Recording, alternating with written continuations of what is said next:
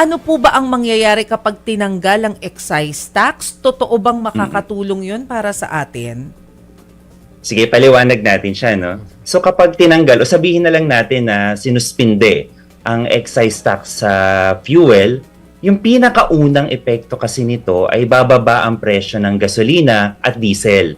Ito yung pinakamabilis at pinakadirektang benepisyo ng polisiyang ito.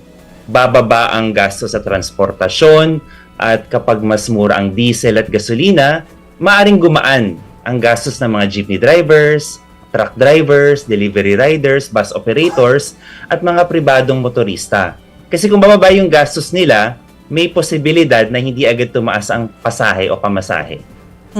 Pero may mga nagsasabi po kasi na ibang ekonomista na baka hindi tama na tanggalin ang excise tax dahil mas makikinabang yung kumbaga mas nakakaangat sa buhay at hindi targeted yung beneficiaries. Nakikita niyo po ba yun?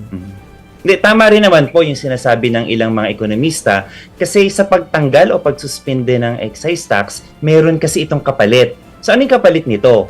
Kapag tinanggal o sinuspinde natin yung excise tax na to, mababawasan naman yung kita ng gobyerno.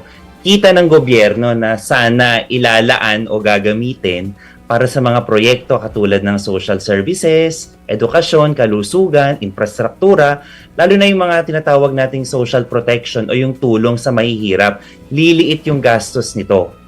So kung kayo po ang tatanungin, dapat ba siyang tanggalin o hindi? Kasi ang panawagan ng mga grupong, for example, Manibela, gusto nila tanggalin na agad eh.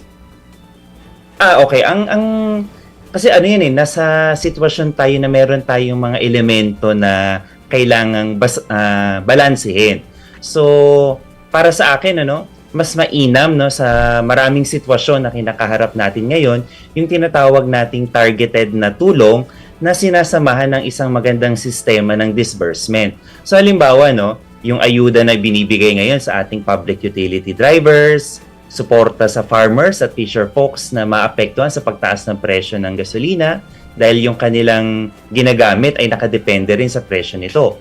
Ayuda sa mahihirap na pamilya o pansamantalang subsidy sa sektor na pinakaapektado. Kasi sa ganitong paraan, natutulungan yung pinaka-nangangailangan nang hindi masyadong binabawasan ng kita ng gobyerno. So ulitin ko, napaka-tough, napaka-challenging nung act of balancing yung kailangan tanggalin at yung mga kailangang benepisyo na dapat maibigay sa madaling hinaharap.